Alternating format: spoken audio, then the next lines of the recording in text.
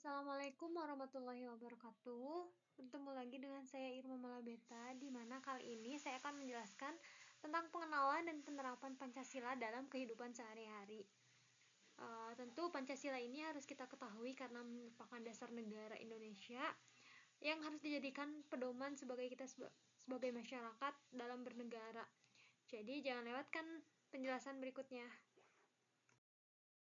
Pada video kali ini kita akan membahas sila-sila yang ada dalam Pancasila, mulai dari sila pertama, sila kedua, sila ketiga, sila keempat, hingga sila yang terakhir.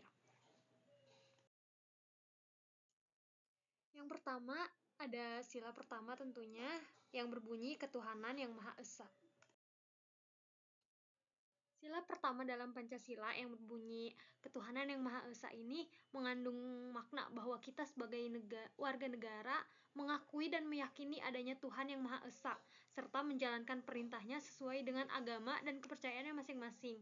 Nah, teman-teman bisa lihat di sini bahwa lambang dari sila pertama itu ada bintang dengan 5 sisi, 5 sudut bintang, dimana ini menggambarkan bahwa sila ini terdiri dari 5 sila.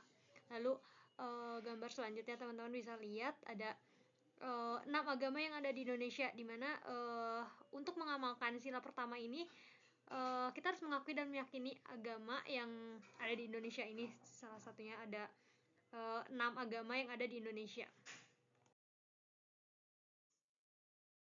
Nah, nilai-nilai yang terkandung dalam sila pertama ini ada beberapa poin yang akan saya jelaskan. Yang pertama itu ada keyakinan kepada atau terhadap Tuhan, di mana sila pertama ini tuh menegaskan bahwa bangsa Indonesia adalah bangsa yang berketuhanan, yang berarti setiap warga negara memiliki keyakinan terhadap Tuhan yang Maha Esa sesuai dengan agama atau kepercayaan yang dianut masing-masing. Lalu yang kedua ada kebebasan beragama, di mana setiap orang atau setiap warga negara diberikan kebebasan untuk memeluk agama atau kepercayaan masing-masing tanpa paksaan, dan negara menjamin kebebasan beragama ini. Lalu yang ketiga ada penghormatan terhadap keragaman. Nah, di mana menghormati agama dan kepercayaan orang lain merupakan bagian dari tanggung jawab setiap warga negara untuk menjaga kerukunan. Lalu yang terakhir ada moral dan etika religius. Apa sih moral dan etika religius? Nah, moral dan etika religius ini yaitu menjalankan nilai-nilai moral dan etika yang diajarkan dalam agama, seperti misalnya kejujuran, keadilan, kasih sayang, dan kesederhanaan dalam kehidupan sehari-hari. Selanjutnya, bagaimana sih penerapan sila pertama ini dalam kehidupan sehari-hari? Tentunya banyak sekali hal yang bisa kita terapkan dari sila pertama ini dalam kehidupan sehari-hari. Namun di sini ada 5 poin utama yang bisa diterapkan sila pertama dalam kehidupan sehari-hari. Yang pertama, melaksanakan ibadah sesuai dengan agamanya masing-masing. Lalu yang kedua, menghormati adanya perbedaan agama. Selanjutnya, berperilaku sesuai dengan nilai agama yang diajarkan. Lalu yang keempat, menjalin kerukunan antar umat beragama. Lalu yang terakhir ada menjaga kesucian agama. Selanjutnya kita akan membahas tentang sila kedua yang berbunyi kemanusiaan yang adil dan beradab. Pada sila kedua dalam Pancasila ini mengandung nilai-nilai universal tentang penghormatan terhadap kemanusiaan. Sila ini tuh mengajarkan pentingnya menghormati hak asasi manusia, memperlakukan sesama dengan keadilan, serta mengedepankan nilai-nilai moral dalam etika dalam setiap tindakan, di mana nilai-nilai yang terkandungnya terdapat menjunjung tinggi martabat manusia, menghormati hak asasi manusia, berperilaku adil, beradab dalam kehidupan bermasyarakat. Selanjutnya, bagaimana sih penerapan sila kedua dalam kehidupan sehari-hari? Bisa kita lakukan dengan cara menghormati sesama yang berbeda suku, berbeda pulau, berbeda kebudayaan. Lalu yang kedua, menolong orang lain yang sedang membutuhkan. Selanjutnya, kita juga bisa menerapkan menyelesaikan masalah dengan musyawarah. Lalu menghormati hak-hak orang lain dan menunjukkan kepedulian sosial. Kita masuk ke sila yang ketiga yang berbunyi Persatuan Indonesia. Nilai-nilai yang terkandung dalam sila ketiga ini menempatkan kepentingan bangsa dan negara di atas kepentingan pribadi ataupun golongan, serta memperkuat rasa nasionalisme dan cinta tanah air. Poin-poin yang bisa kita garis bawahi itu yang pertama menempatkan kepentingan bangsa dan negara di atas kepentingan pribadi ataupun golongan.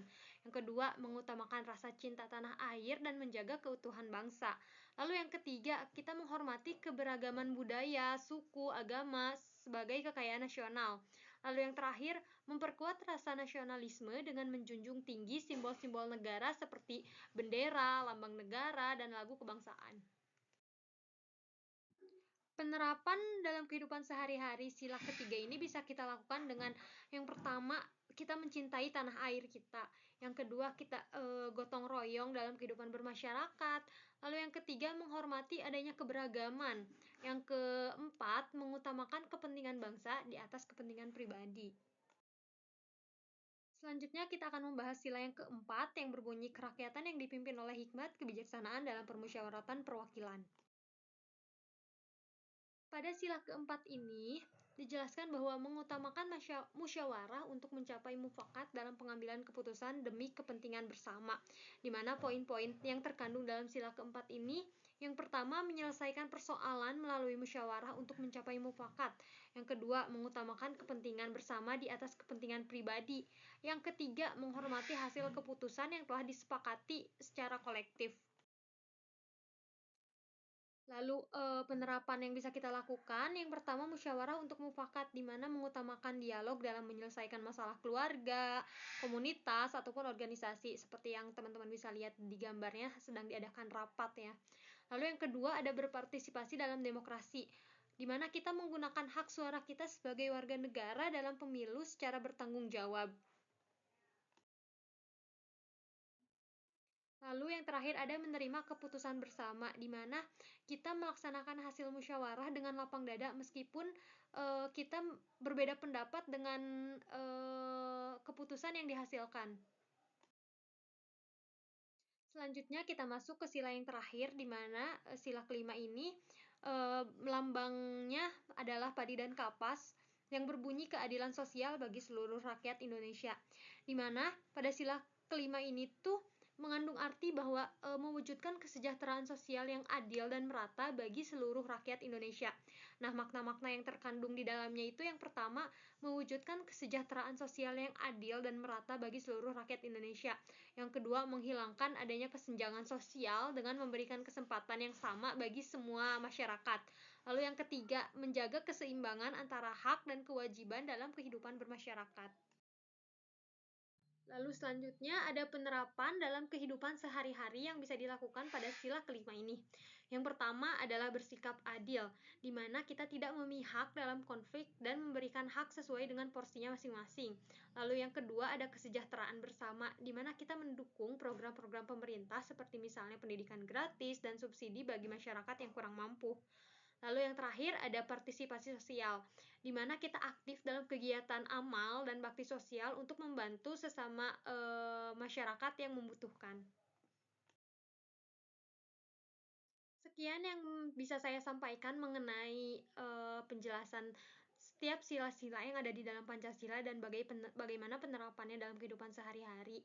Mohon maaf jika terdapat kesalahan. Jazakumullah khairan katsiran. Assalamualaikum warahmatullahi wabarakatuh.